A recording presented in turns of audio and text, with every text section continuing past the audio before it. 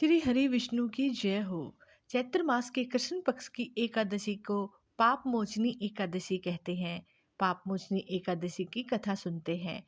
प्राचीन समय में चित्तरथ नामक एक रमणीक वन था। इस वन में देवराज इंद्र गंधर्व कन्याओं तथा देवताओं सहित स्वच्छंद विहार करते थे। एक बार मेघावी नामक ऋषि भी वहां पर तपस्या कर रहे थे।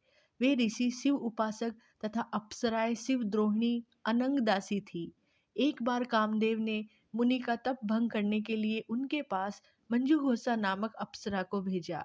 युवावस्था वाले मुनि अप्सरा के हाव भाव, नृत्य, गीत पर मोहित हो गए।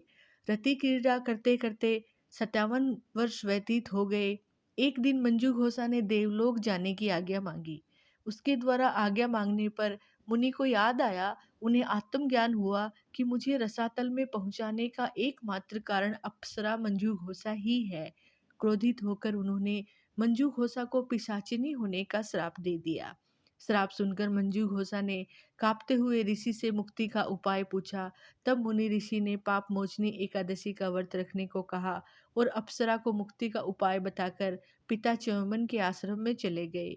पुत्र के मुख से श्राप देने की बात सुनकर च्यवनन ऋषि ने पुत्र की घोर निंदा की तथा उन्हें पाप मोचनी चैत्र कृष्ण एकादशी का व्रत करने की आज्ञा दी। व्रत के प्रभाव से मंजू घोषा अप्सरा पिशाचिनी देह से मुक्त होकर देवलोक चली गई। अतः हे नारद, जो कोई मनुष्य विधि पूर्वक इस व्रत को करेगा उसके सारे पापों की मुक्ति होना निश्चित है। और जो कोई इस व्रत के महात्म्य को पढ़ता है, सुनता है, उसे सारे संकटों से मुक्ति मिल जाती है। भगवान विष्णु आप सब पर अपनी कृपा बनाए रखें। एकादशी की आप सभी को ढेर सारी शुभकामनाएं। श्री हरि विष्णु की जय हो।